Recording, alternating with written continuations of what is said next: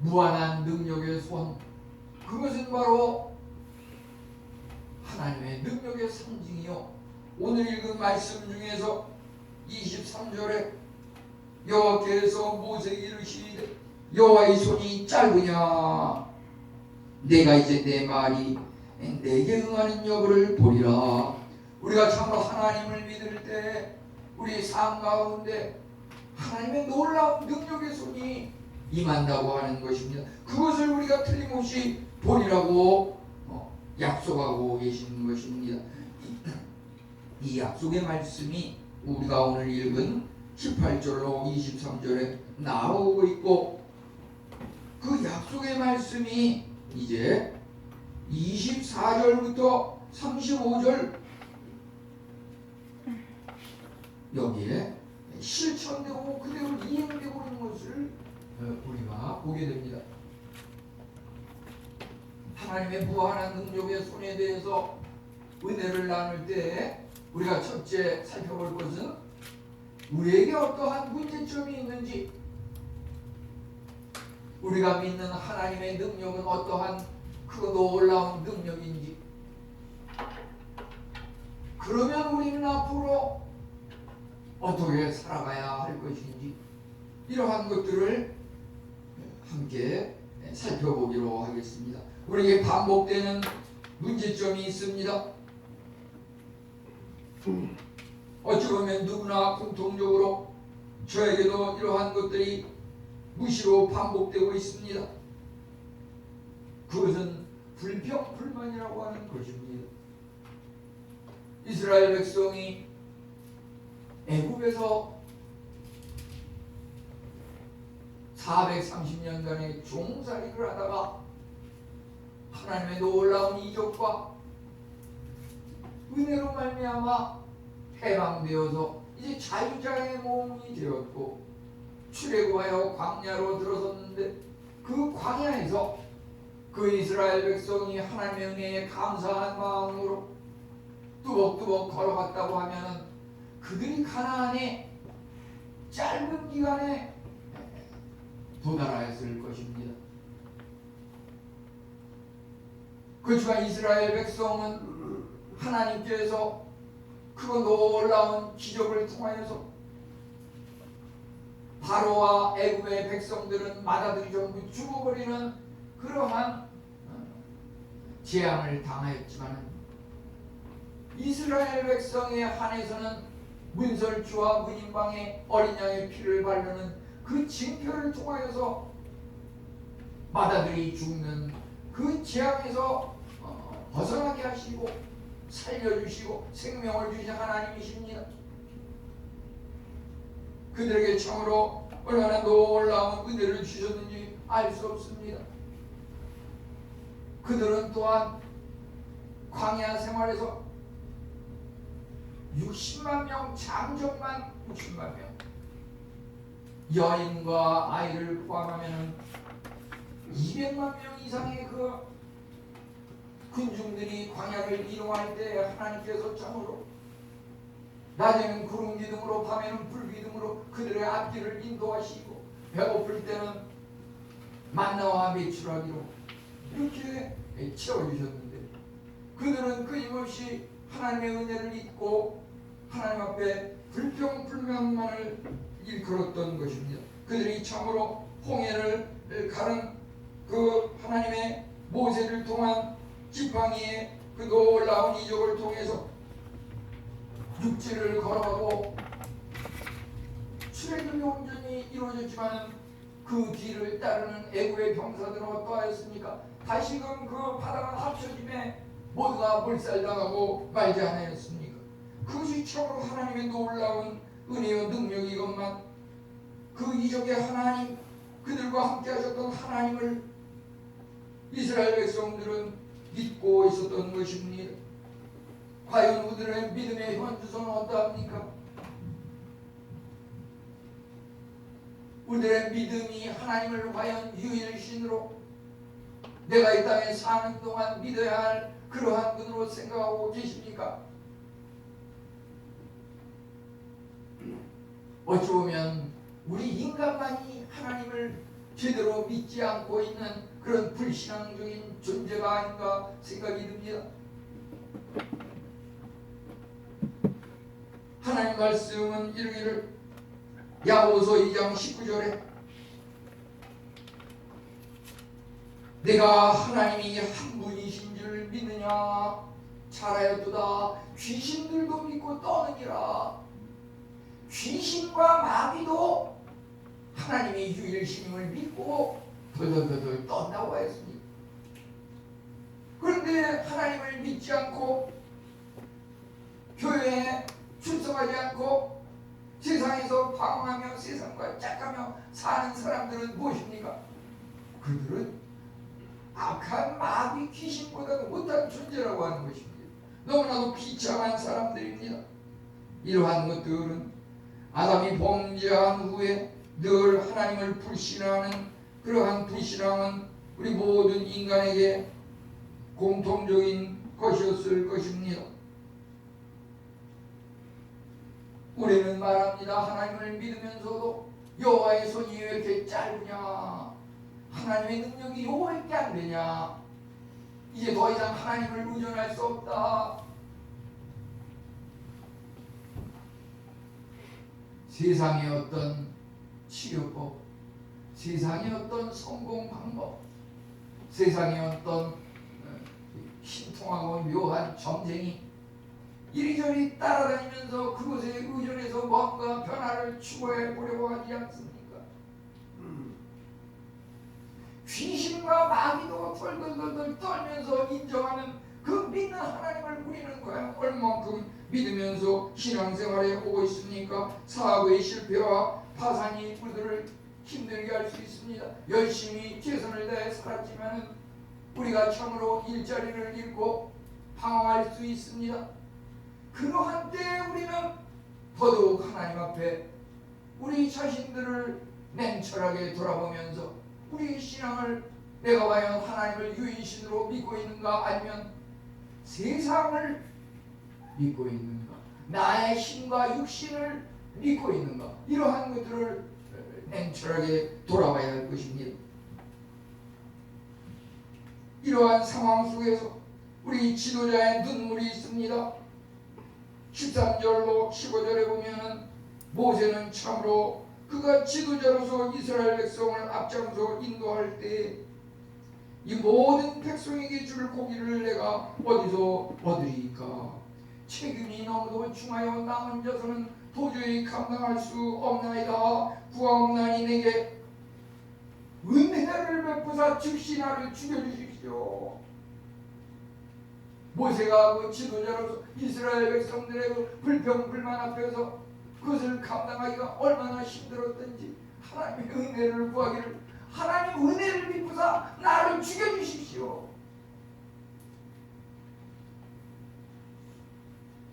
교회라고 하는 것은, 교회 부흥이라고 하는 것은 말이죠, 정말 하나님의 일을 하다가 그것이 무슨 교육자 평신도 그런 직분 다 쓸모없습니다. 다 관계없습니다. 우리가 하나님 앞에서 믿는 하나의 백성 성도로서 내가 정말 하나님의 일을 하는 중에 너무 힘들어서 죽고 싶구나, 한계에 봉착해서 교회는 그런 사람들을 통해서 지탱해 나가고 부흥해 나가고 있다고 하는 것입니다. 그렇지 않은 사람은 그저 들러리일 뿐입니다.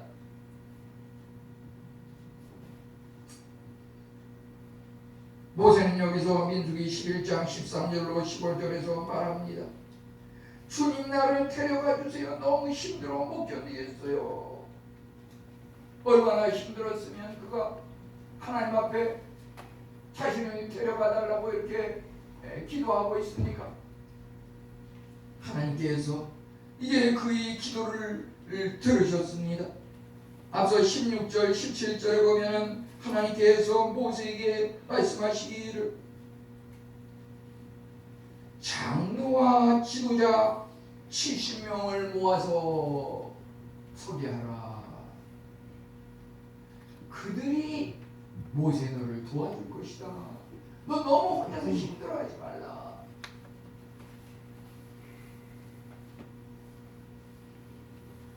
은혜가 충만한 지도자들을 세워서 모세와 함께 백성의 짐을 나누게 하였습니다. 돕는 동역자들을 하나님께서 보내주심으로 모세가 그 일을 감당할 수 있도록 세워주셨습니다. 저도 요새 와서 이제 목회를 시작한 지가 얼마 안 됐지만은 이 짧은 시간 동안에도 너무도 부족하여서 힘든 그런 순간을 많이 맞이하고 죽고 싶은 적도 있고 문을 닫고 싶은 적도 있고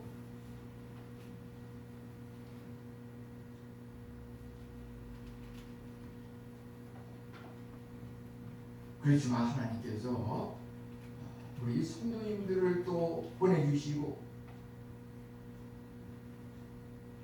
우리 두 분 안수 집사님 생각할 때마다 너무 감사합니다.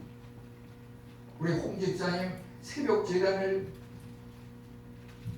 아무것 생각하지 않고 하나님만 바라보면서 나와서 새벽 재단을 쌓는 그것이 새벽 기도를 문 닫지 않고 그것을 유지할 수 있게끔 하는 그 은혜가 감사한 것입니다.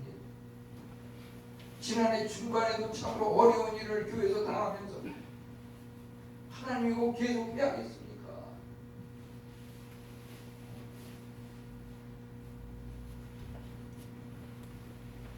우리 또 임 집사님, 안수 집사님께서 그동안 너무 무관심했습니다. 목사님 힘내세요. 앞으로 교회를 성도님들과 함께 좀 더 굳건히 세워가겠습니다. 제가 이런 말씀을 들었을 때 저의 잘못을 하나님 앞에 얘기하고 다시금 추스려서 내가 할 수 있는 그 일을 해나가겠구나 이렇게 다시금 추스리게 되었습니다. 우리는 참으로 아무리 힘들고 큰 문제가 있어도 절대 낙심하지 말고 포기하지 말고 뒤로 돌아가지 말고 예수 그리스도의 십자가를 붙들고 믿음으로 전진하며 나아가야 할 것입니다. 그 이유는 전능하신 하나님의 능력 때문입니다. 하나님은 참으로 넘치도록 은혜를 주십니다. 우리가 기도를 드릴 때 그 기도대로 10%, 20%, 30% 응답하시는 것이 아니라 우리가 기도하는 것은 당연히 기초로 주고 이제 300%, 400% 만배, 천배의 기도 응답을 주시는 그러한 하나님이시라고 하는 것입니다.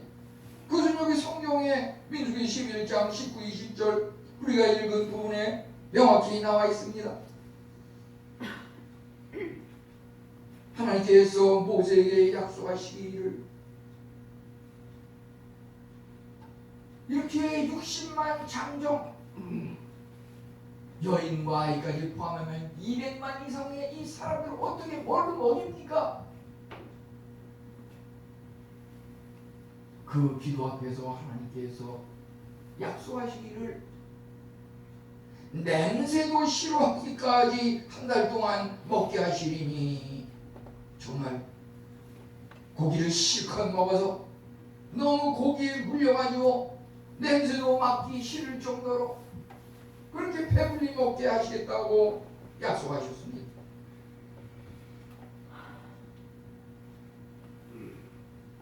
모세는 그 하나님의 음성을 듣고 처음에는 도저히 이해가 안 됐습니다.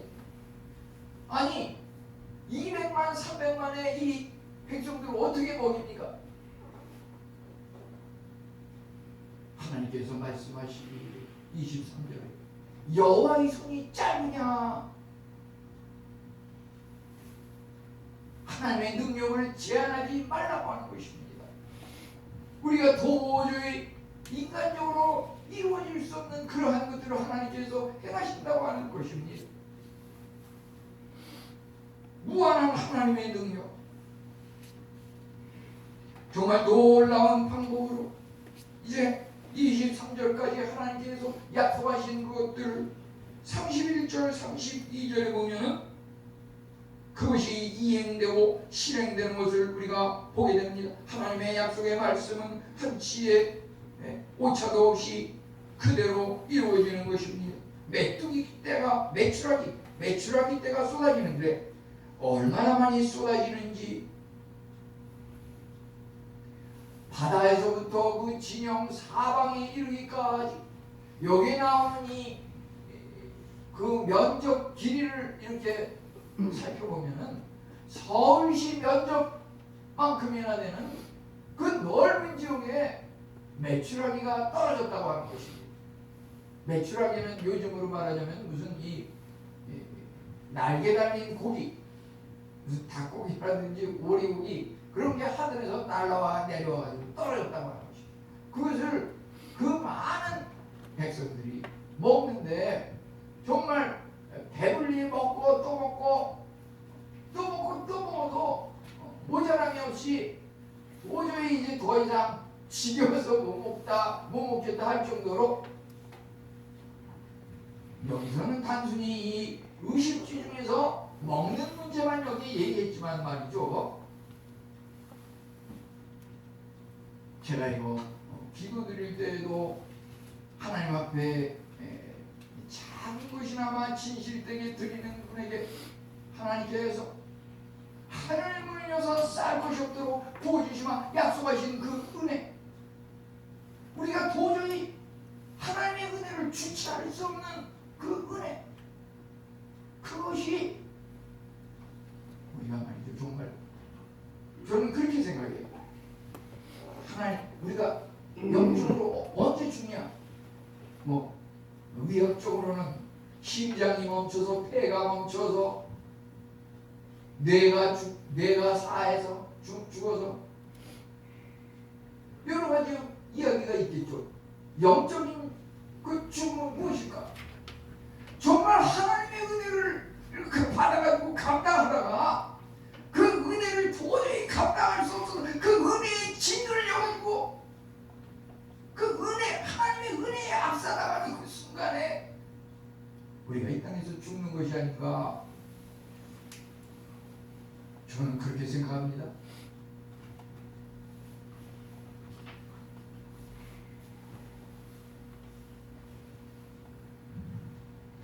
하나님이 정말 놀라운 방법으로 서울 10면적만한 그 넓은 지역에 하루 종일 메추라기를 쏟아 부어주셨습니다. 주어도 끝이 없고 배불리 먹어서 막 토할 정도로 먹고 또 먹고 또 먹어도 한 달이 지나 이제 더 이상 고기가 필요 없다 하는 그 정도로 하나님께서 주셨습니다. 하나님께서 주시는 그 은혜는 우리 믿음의 분량을 따라 주어진다고 하는 것입니다. 믿음의 분량이 어떠하여야겠습니까? 우리 민숙이라고 하는 것은 말이죠. 민숙이 수를 센다, 계산한다 이런 말이에요. 수를 계산한다. 백성의 숫자를 계산한다. 야곱의 자손들 12명이 70명을 낳고 70명이 내려와서 이제 200만 이상의 그 넘치는 번성을 이뤘다고 하는 것.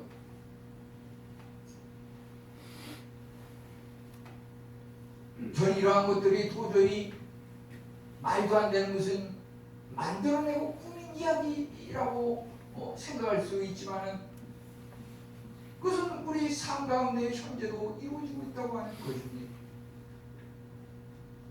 지난 주간에 저희 어머님이 이렇게 소천하시는 그러한 일을 당했는데요. 그것을 통해 가지고 우리 설날 눈이 오는 길에도 마다 않고 이렇게 먼 길 조문해 주신 우리 성도님께 너무 감사드립니다.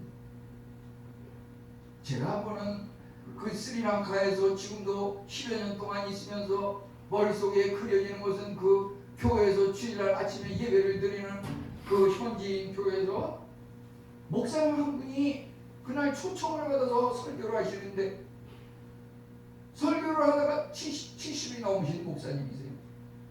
설교를 하는 중에 이렇게 쓰러지시더라고. 야, 죽도록 충성한다는 게 저거구나. 죽을 정도까지. 어머님이 지난주에 말이죠, 이렇게 앉으셔가지고, 딴 날도 물론 약했지만 몸이 자꾸 옆으로 기울어지셔요.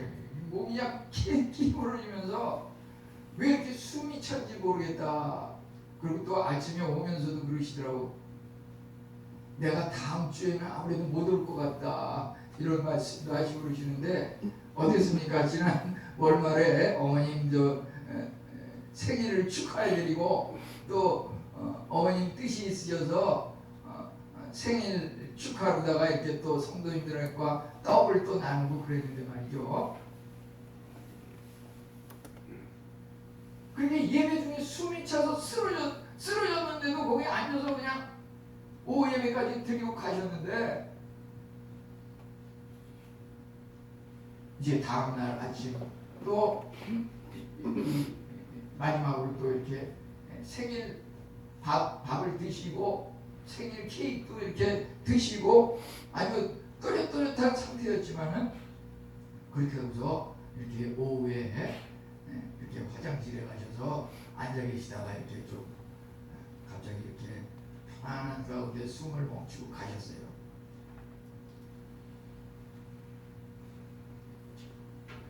그래 이제 그 당일에 이제 또 발인 하반 예배를 한다 그래서 거기 묘소에 이제 아버님이 그 자리 잡았던 1995년에 돌아가셔가지고서 그 당시에 그 옆에다가 또 자리를 미리 마련해가지고 어머님이 죽으시면 요 아버님 옆에 모실 수 있도록 그 자리를 하나 미리 마련해놔가지고 거기 가서 이제 묻히셨는데, 근데 그걸 이렇게 보면서 말이죠, 아버님이 돌아가실 때 그 비석 그 뒤에 그 당시의 자손들의 이름을 씁니다. 거기 보니까 18명의 이름이 써있더라고요. 18명의 이름. 우리 교회에서도 보면 홍천수 집사님 자손들이 거의 비슷하게 있는 걸로 알고 있는데, 거기 뒤에 이제 18명의 자녀와 손주들 이름이 써 있었어요.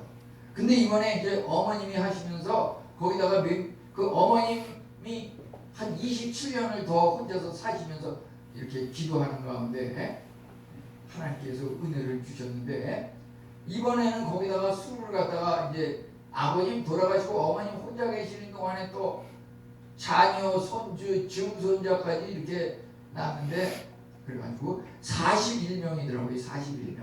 41명의 이름을 갖다가 거기다가 새겨가지고서 이제 비석을 갖다가 이렇게 보충을 했어요.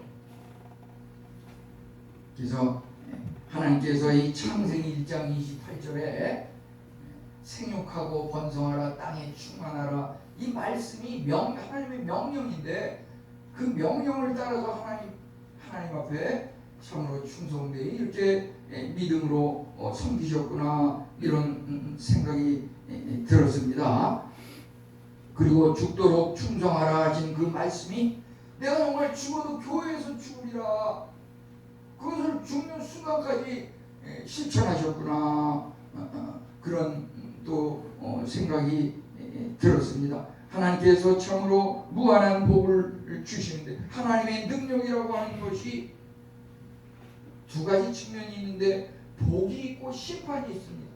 하나님께서 복을 주시는 것도 무한한 복을 주십니다. 정말 매출하기를 하루 종일 배가 터져서 먹지 못할 때까지 지겹도록 그 복을 내려주시는 하나님이시면서, 심판을 내리실 때도 또 도저히 인간이 피할 수 없는 그런 정도로 아주 심하게 심판을 내리신다고 하는 것입니다.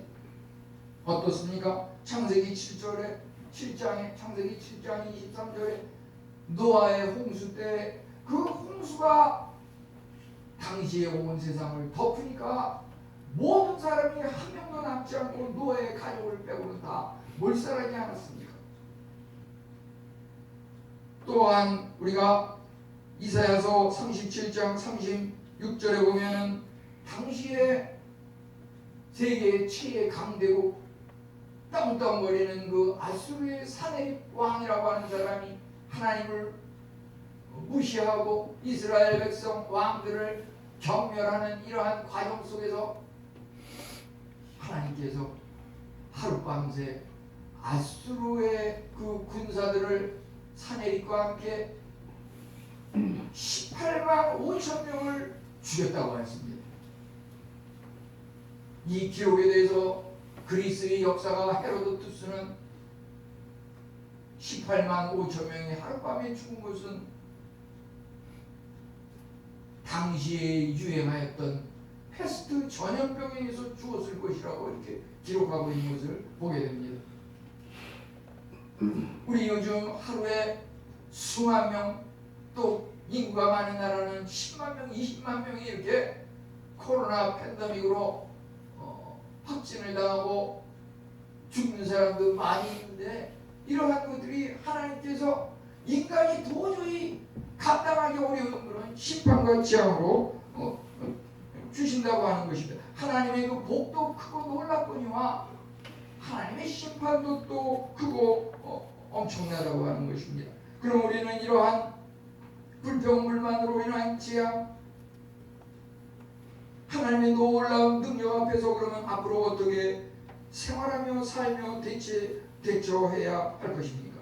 우리에게 필요한 것은 절대 믿음과 절대 감사와 절대 긍정이라고 하는 것입니다. 이것이 우리 앞으로 살아가는 미래를 지향하는 그러한 우리 삶의 마음의 자세라고 하는 것입니다.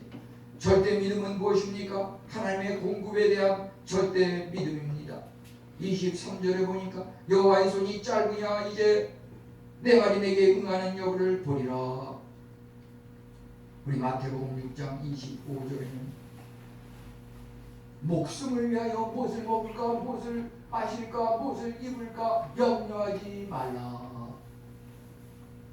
마태복음 6장 26절에서 공중나는 새를 보라, 심지도 않고 먹이지도 않고만, 우리가 보면은 날아다니는 새가 굶어가지고 뼈만 앙상하게 남아가지고 굶어서 기아로 땅에 떨어진 그런 것을 본 일이 있습니까? 바다에 수많은 크고 작은 물고기들이 굶어 죽는 그러한 고기들이 있습니까? 하나님께서 그러한 것들을 다 먹이시고 채우시는데, 우리 만물의 영장 하나님께서 마지막 날에 가장 귀하게 만드신 우리 인간 당연히 책임지고 하나님께서 당연히 우리에게 필요한 것들을 넉넉히 공급해 주실 것이라고 하는 것입니다. 우리는 오직 하나님을 믿고 하나님의 말씀을 따라 순종하느냐에 달려있는 것입니다. 그러한 여부에 따라서 우리에게 필요한 물질이 주어지고 우리에게 필요한 지혜와 명철과 총명이 주어지고, 그러한 것들에 따라서 세상적인 어떤 명예와 승진과 직장의 지위가 주어진다고 하는 것입니다. 우리는 자칫 나는 부모님이 흑수저 집안에서 태어나서 환경이 어려워서 나는 도저히 불가능해, 우리 이러한 것들, 하나님을 믿는 자에게는 그러한 것들이 전혀 장애가 되지 않는다고 하는 것입니다.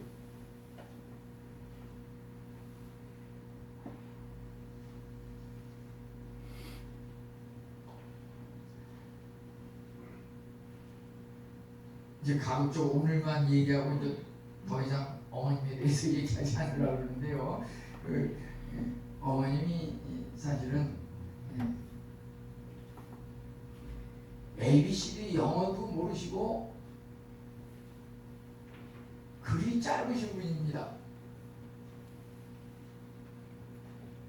옛날에 뭐 초등학교밖에 안 나오셔가지고 한글밖에 몰라요. 근데 그분이 지구 저 끝 남미, 아르헨틴, 미국 세계 각국을 말이죠. 제가 기억하고 있는 것만 해도 19번 이상 비행기를 타고 일주하면서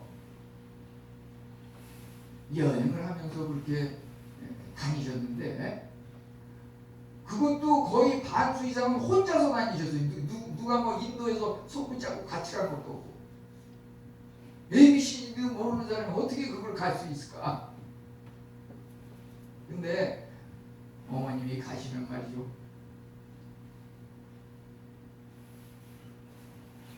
손발을 다 사용하고 말이죠. 무슨 거기 감독하는 사람이 공항에서 이렇게 검사할 때 네가 한국말 모르는 거랑 내가 영어 모르는 거랑 무슨 차이가 있냐? 이렇게 떵떵거리면서 말이죠. 이렇게 한참 기다려요. 그러면서 도대체 대화가 안 되니까 거기서도 이제 통과하는 사람이 붙잡아 놓는데 어머님이 이제 계속 기다리다가 한국 사람 지나가는 것만 살펴요. 그러니까 한국 사람이 오면 이리 오라 그래가지고서 요거 이야기 좀 이렇게 통역해 달라고 그러고, 그러게 무슨 화장실도 가고 또 비행기 또 이렇게 타고 그러면서 이렇게 여러 차례 다녀오신 것을 봤습니다. 그렇게 어떤 우리 자신이 가지고 있는 그러한 것에 대해서 말이죠, 어떤 열등의식이라든지 그것을 불평불만하면서 우리의 미래를 멈출 필요는 없다고 하는 것입니다. 우리가 참으로 필요한 것은 절대적인 긍정과 절대적인 감사라고 하는 것입니다. 하나님께서는 감사하는 사람에게 함께 하시지만 불평불만하고 원망하는 사람에게는 함께하지 않으신다고 하는 것입니다. 민수기에는 참으로 수를 헤아리는 그러한 민수기이지만 거기에는 꼭 불평기라고 하는 것처럼 불평불만에 대한 이스라엘 백성의 그러한 내용들이 많이 나오고 있는데요. 사실은 이 이스라엘 백성들의 모습이 나의 모습이고 우리의 모습은 아닌지요. 우리가 예를 들어서 교회에서는 할렐루야 아멘 이렇게 하지만은 문 밖에 나가서서 예를 들어서 갑자기 폭우가 내리고 비가 내린다든지 그러면 그것을 예기치 못하고 준비하지 않은 상황에서 어떻게 대처하고 뭐라고 입에서 말이 튀어나오기가 쉽습니까?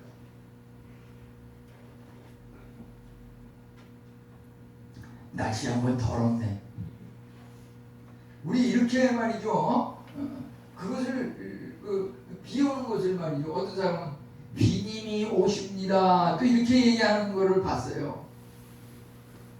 그런데 날씨 한번 더럽네 이러는 것은 그 비를 내리시는 분이 하나님이 내리시는데 그걸 내리시는 하나님을 원망하고 불평하는 것은 아니죠.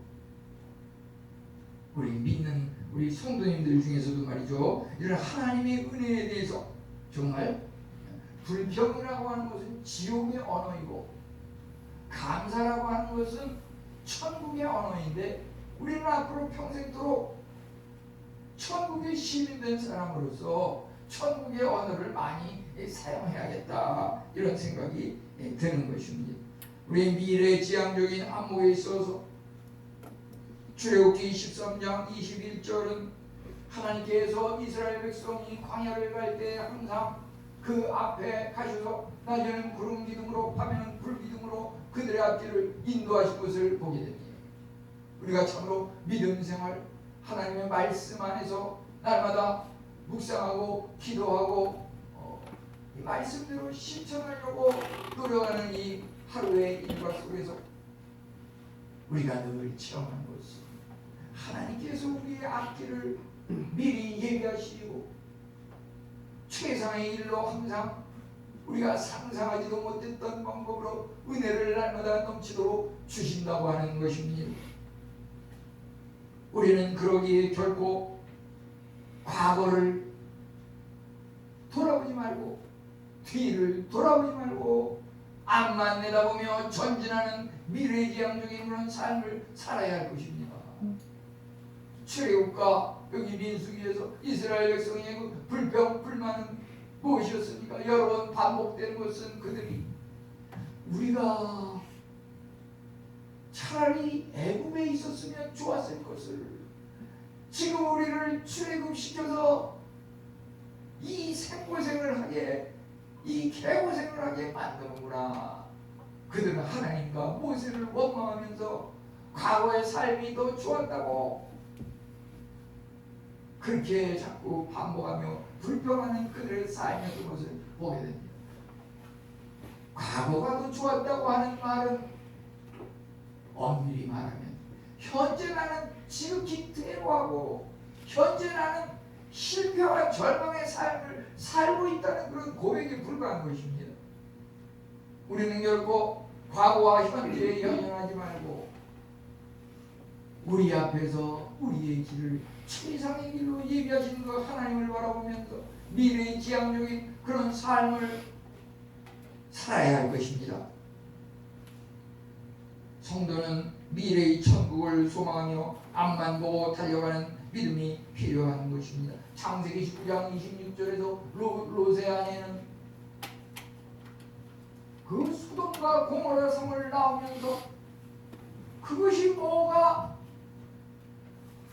아쉬워가지고 뒤를 돌아보는 그러한 일이 있었는데 그가 뒤를 돌아봄으로 소금 기둥이 되었다고 하였습니다. 소금 기둥. 우리가 그렇게 내가 한때는 우리가 옛날에는 잘 나갔었지. 우리 성도는 늘 그런 불평불만보다도 현재에 대해서 원망하기보다도 미래를 생각하며 하나님 앞에 감사하며 나아가야 할 것입니다. 고난과 질병이 다가올 때 인간적으로 해결하려 하지 말고 하나님의 십자가를 붙드신다면 십자가는 무엇입니까? 십자가를 붙든 삶은 죽음을 붙잡는 삶이고 죽음에서 부활로 이어지는 생명의 삶입니다. 주님께서 우리를 무한한 능력으로 채워주시고 우리에게 그러한 것들을 보이실진데 우리 믿음의 성도님들에게 약속하신 것은 바로 오늘 읽은 말씀 11장 23절의 마지막 부분 보십시오. 이제 여호와의 손이 짧으냐 내가 이제 내 말이 내게 응하는 여부를 보리라. 우리가 하나님을 믿으면 믿는 만큼 하나님의 그 약속의 말씀이 나의 삶 속에서 이루어지는 여부를 보리라고 이렇게 약속하고 계십니다. 하나님의 약속의 말씀이 우리 성도님들 개개인의 삶 속에서 차고 넘치도록 지금부터 영원토록 이루어지시기를 축원합니다. 하나님 감사합니다.